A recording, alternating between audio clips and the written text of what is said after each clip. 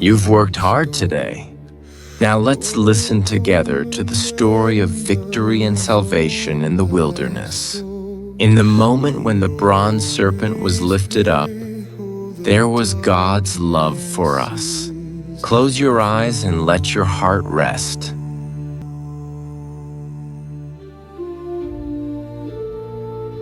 The Canaanite, the king of Arad, who lived in the south, heard that Israel came by the way of Atharim.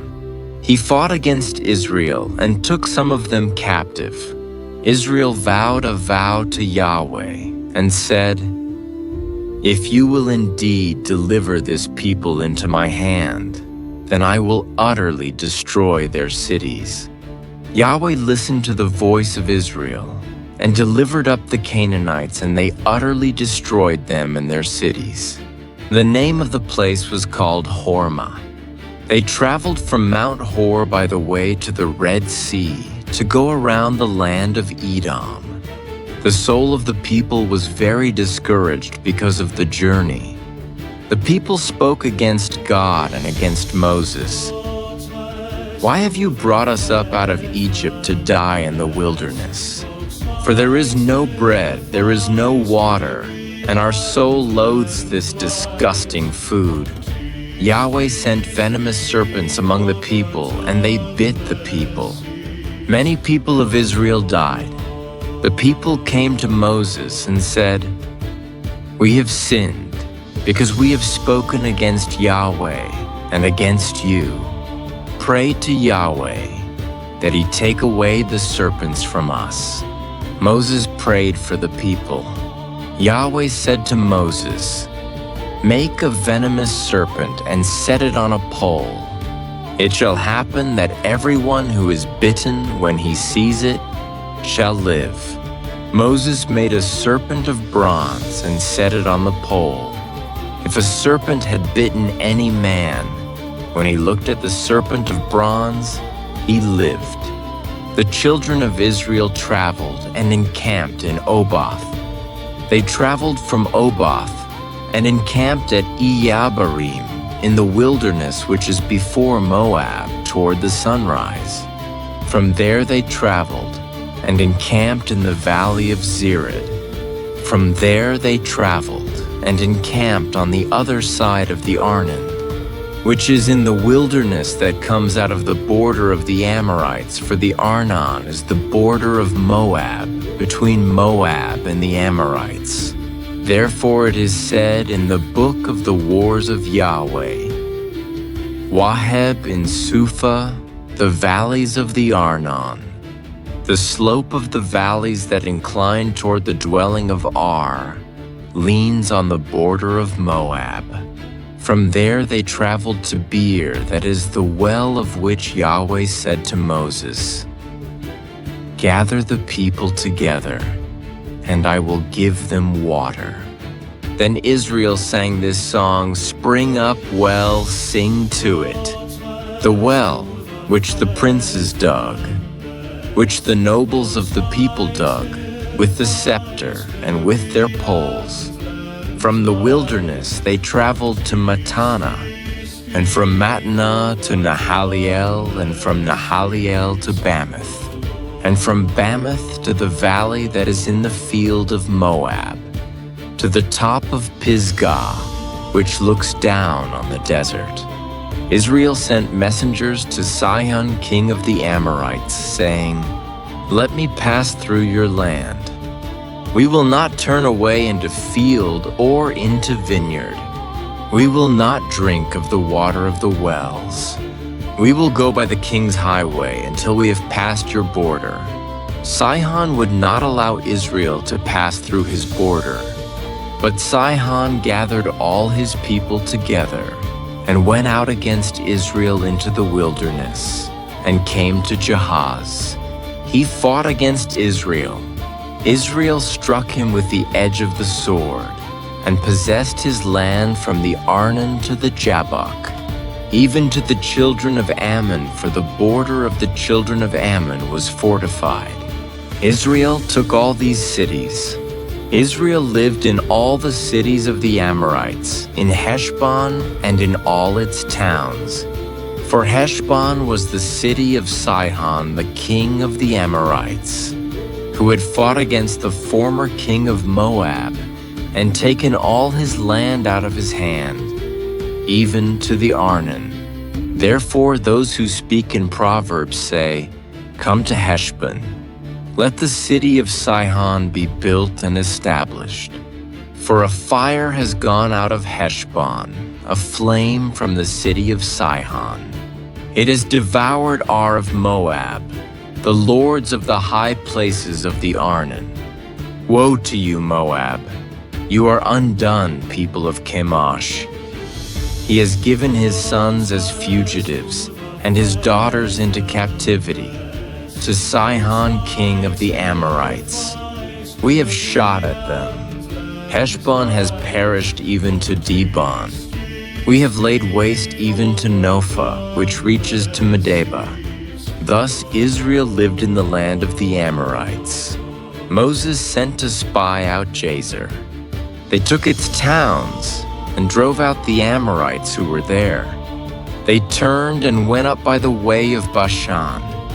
The king of Bashan went out against them, he and all his people, to battle at Edrei.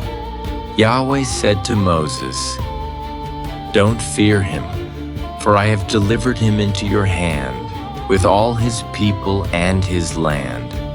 You shall do to him as you did to Sihon, king of the Amorites, who lived at Heshbon." So they struck him, with his sons and all his people, until there were no survivors, and they possessed his land.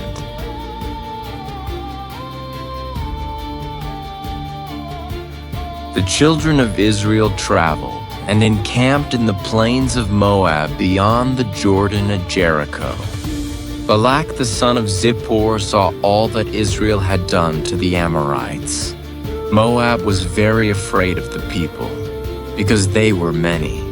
Moab was distressed because of the children of Israel.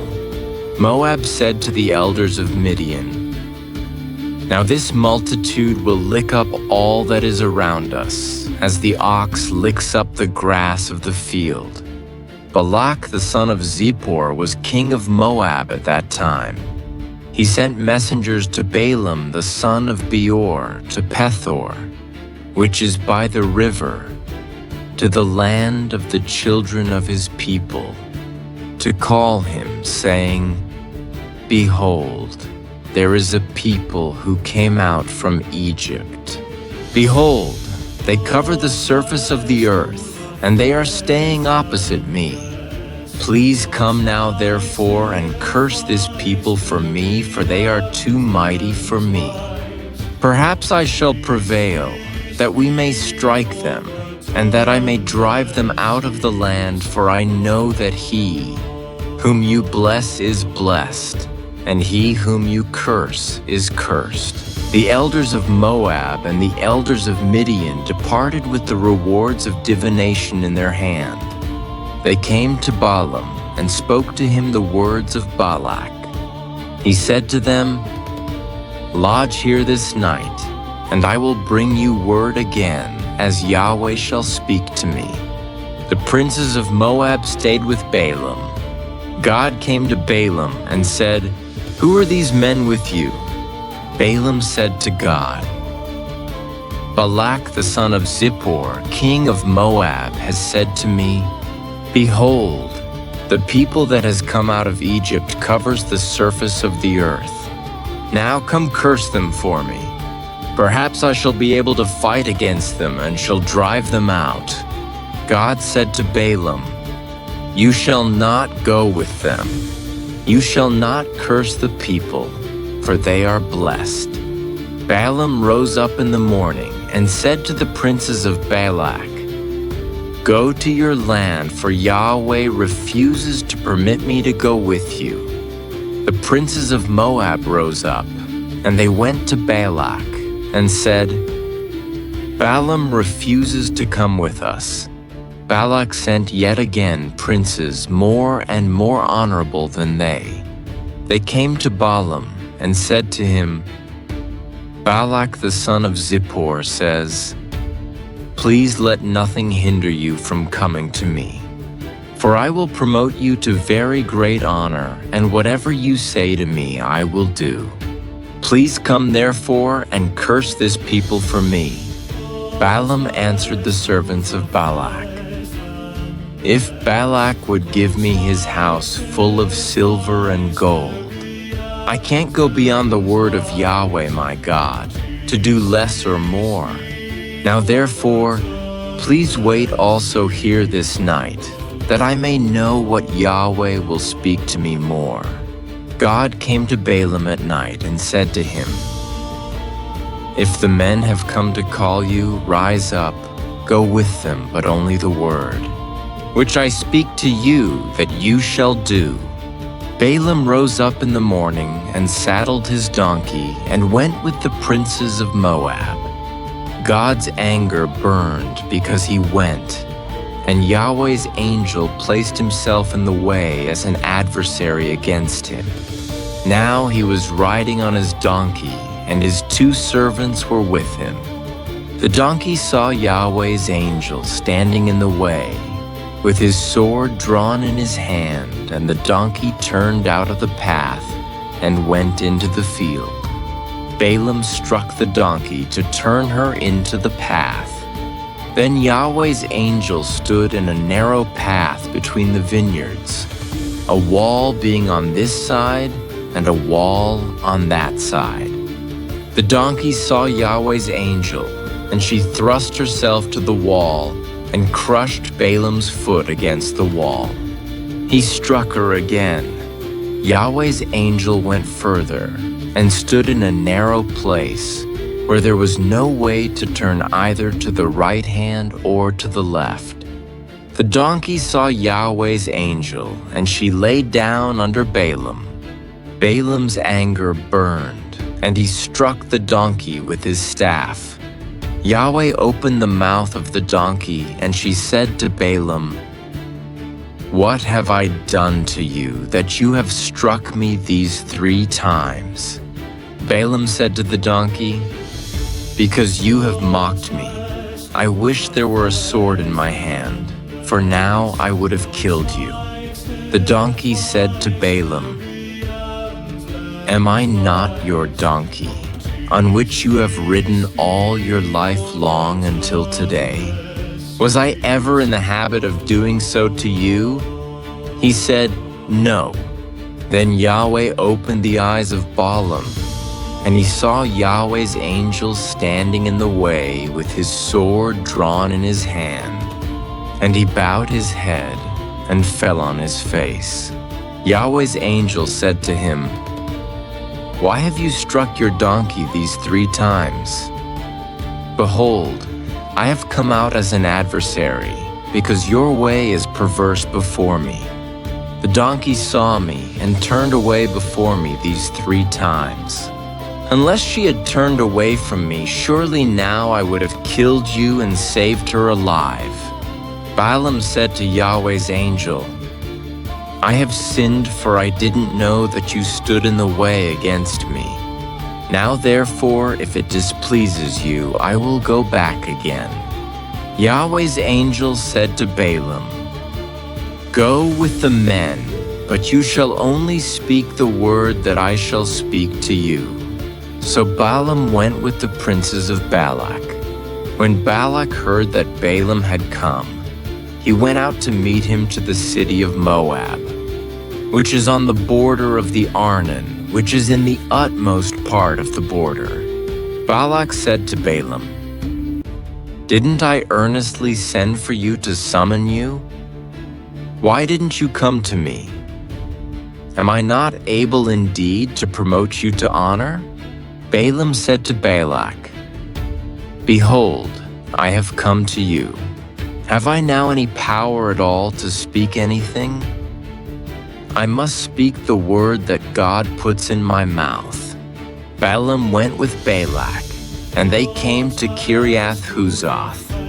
Balak sacrificed cattle and sheep, and sent to Balaam and to the princes who were with him.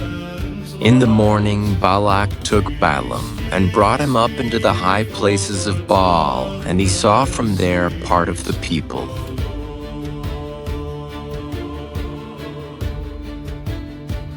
Balaam said to Balak, "Build here 7 altars for me, and prepare here 7 bulls and 7 rams for me." Balak did as Balaam had spoken, and Balak and Balaam offered on every altar a bull and a ram. Balaam said to Balak, "Stand by your burnt offering, and I will go. Perhaps Yahweh will come to meet me. Whatever he shows me, I will tell you." He went to a bare height, Chotmet Balaam. He said to him, "I have prepared the 7 altars, and I have offered up a bull and a ram on every altar." Yahweh put a word in Balaam's mouth and said, "Return to Balak, and thus you shall speak." He returned to him, and behold, he was standing by his burnt offering, he and all the princes of Moab. He took up his parable and said, "From Aram has Balak brought me, the king of Moab, from the mountains of the east. Come, curse Jacob for me. Come, defy Israel. How shall I curse whom God has not cursed? How shall I defy whom Yahweh has not defied? For from the top of the rocks I see him. From the hills I see him. Behold, it is a people that dwells alone, and shall not be listed among the nations. Who can count the dust of Jacob, or count the 4th part of Israel? Let me die the death of the righteous. Let my last end be like his." Balak said to Balaam, "What have you done to me? I took you to curse my enemies, and behold, you have blessed them altogether." He answered and said, "Must I not take heed to speak that which Yahweh puts in my mouth?" Balak said to him, "Please come with me to another place where you may see them. You shall see just part of them, and shall not see them all. Curse them from there for me." He took him into the field of Zophim, to the top of Pisgah, and built 7 altars, and offered up a bull and a ram on every altar. He said to Balak, "Stand here by your burnt offering while I meet over there." Yahweh met Balaam and put a word in his mouth and said, "Return to Balak and say this." He came to him, and behold, he was standing by his burnt offering, and the princes of Moab with him. Balak said to him, "What has Yahweh spoken?" He took up his parable and said, "Rise up, Balak, and hear. Listen to me, you son of Zippor. God is not a man that he should lie, nor a son of man that he should repent. Has he said, and he won't do it? Or has he spoken, and he won't make it good? Behold, I have received a command to bless. He is blessed, and I can't reverse it. He has not seen iniquity in Jacob, neither has he seen perverseness in Israel. Yahweh his God is with him. The shout of a king is among them.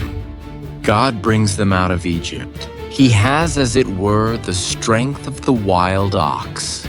Surely there is no enchantment with Jacob, neither is there any divination with Israel. Now it shall be said of Jacob and of Israel, what has God done? Behold, a people rises up as a lioness.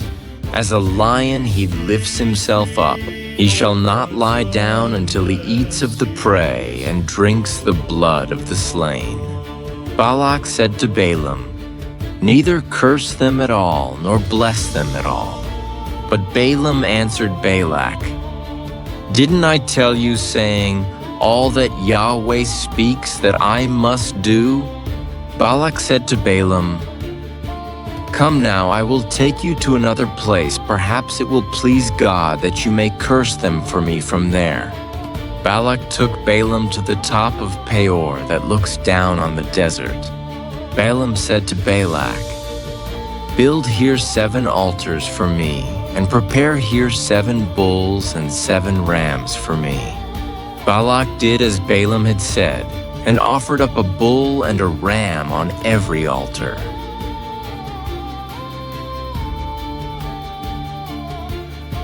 When Balaam saw that it pleased Yahweh to bless Israel, he didn't go, as at the other times, to use divination, but he set his face toward the wilderness. Balaam lifted up his eyes, and he saw Israel dwelling according to their tribes, and the Spirit of God came on him. He took up his parable and said, "Balaam the son of Beor says, the man whose eyes are open says, he says, who hears the words of God, who sees the vision of the Almighty, falling down and having his eyes open. How goodly are your tents, Jacob, and your dwellings, Israel.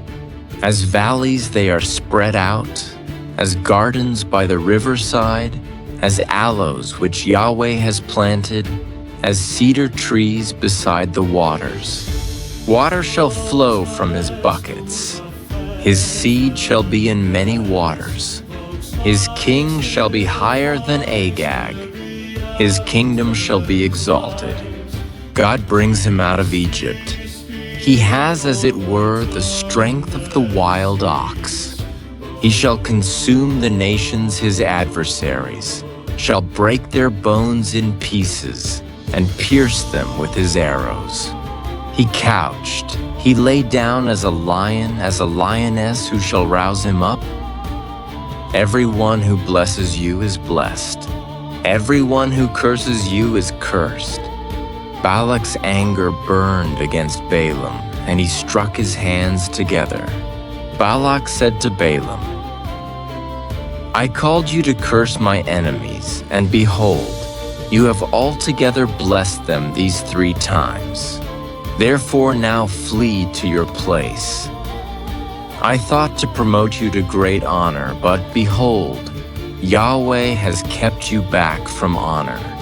Balaam said to Balak, "Didn't I also tell your messengers whom you sent to me, saying, if Balak would give me his house full of silver and gold, I can't go beyond Yahweh's word, to do either good or bad from my own mind. I will say what Yahweh says. Now behold, I go to my people. Come, I will inform you what this people shall do to your people in the latter days." He took up his parable and said, "Balaam the son of Beor says, the man whose eyes are open says, he says, who hears the words of God, knows the knowledge of the Most High, and who sees the vision of the Almighty, falling down and having his eyes open. I see him, but not now. I see him, but not near. A star will come out of Jacob. A scepter will rise out of Israel, and shall strike through the corners of Moab, and crush all the sons of Sheth. Edom shall be a possession. Seir, his enemy, also shall be a possession, while Israel does valiantly.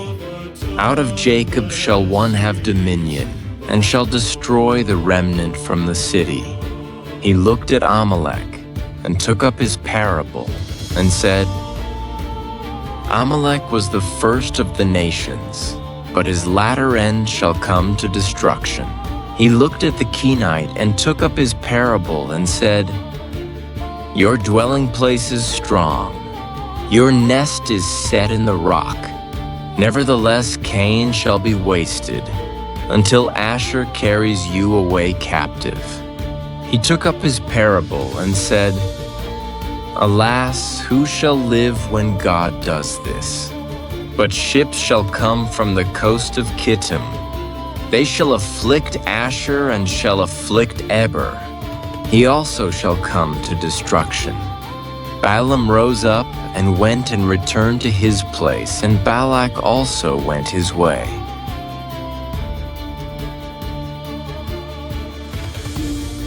Israel stayed in Shittim, and the people began to play the prostitute with the daughters of Moab, for they called the people to the sacrifices of their gods. The people ate and bowed down to their gods. Israel joined himself to Baal Peor, and Yahweh's anger burned against Israel. Yahweh said to Moses, "Take all the chiefs of the people and hang them up to Yahweh before the sun, that the fierce anger of Yahweh may turn away from Israel." Moses said to the judges of Israel, "Everyone kill his men who have joined themselves to Baal Peor." Behold, one of the children of Israel came and brought to his brothers a Midianite woman in the sight of Moses, and in the sight of all the congregation of the children of Israel, while they were weeping at the door of the tent of meeting.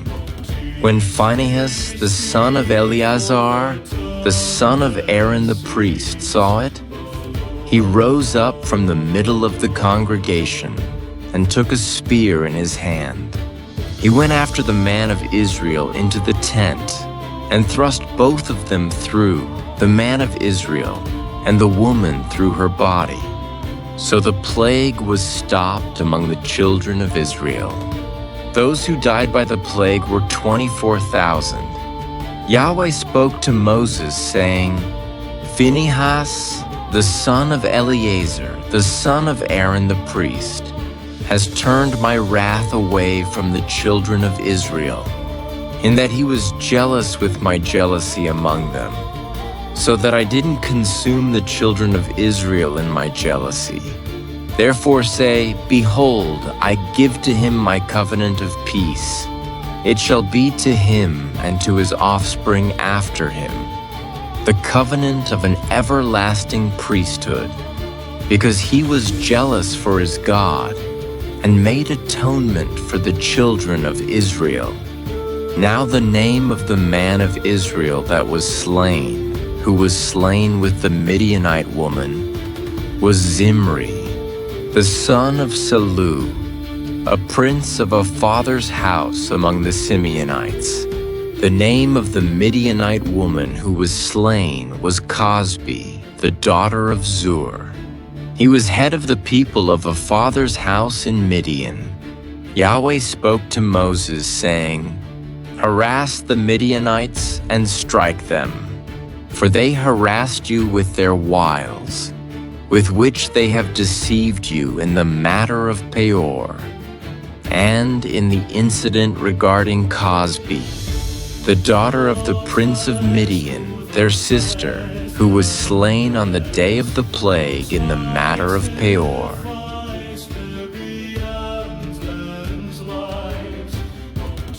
Today's passage from Numbers 21 through 25 tells stories of victory and temptation, blessing and falling.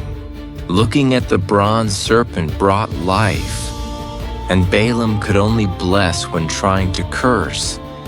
But in the end, the people fell to temptation themselves. Our lives are like that too. Even with God's victories and blessings, we can still fall on our own. So today, keep looking to God and hold on to His word. You are not alone. You worked hard today. Rest well.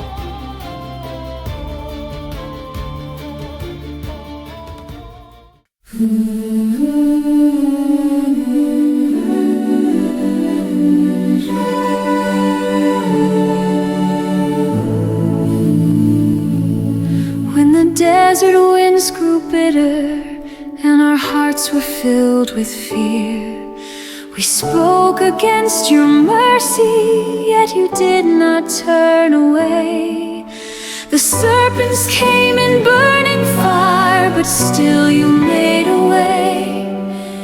A bronze sign lifted high, and healing flowed from grace. When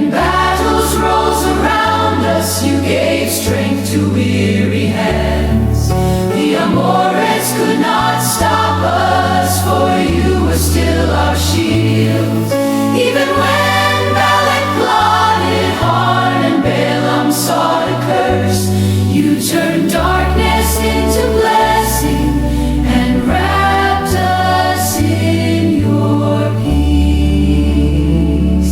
When we fell in Moab's shadows and our hearts were led astray, your anger burned for justice, yet your love called us again. Through tears of painful turning, you restored our broken souls. In the quiet of repentance, your mercy shone again. You whispered, my beloved child, I never left your side. And in the desert silence, your faithfulness remained. Forever you are loving. Forever you save us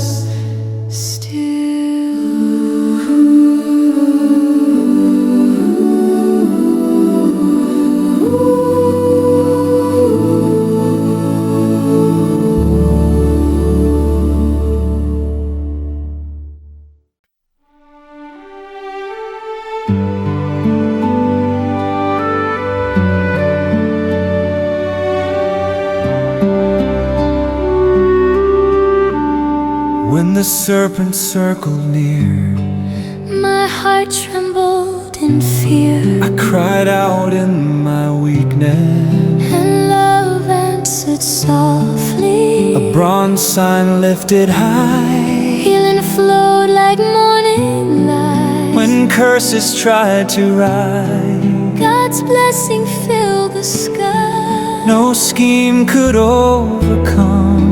The love that holds our soul. Even when we stumble deep, His mercy sought us out. shadows pulled me away, His voice still called my name. turning back with fragile hearts. Grace wrapped us in peace. When judgment shook the land, His compassion opened doors. He lifts the weary spirit, He breathes on broken hope. Through every desert trial, His love remains the same.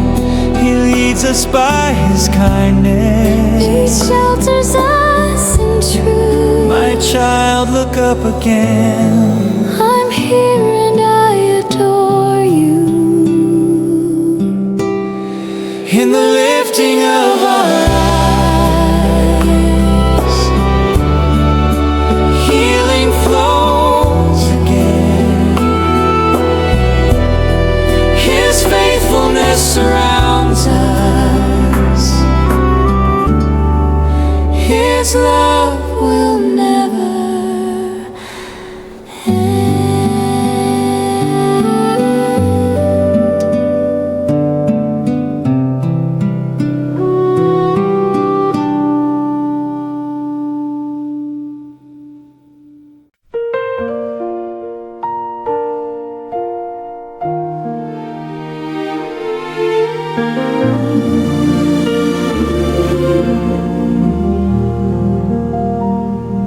When the desert winds grew bitter and our hearts were filled with fear, we spoke against your mercy, yet you did not turn away.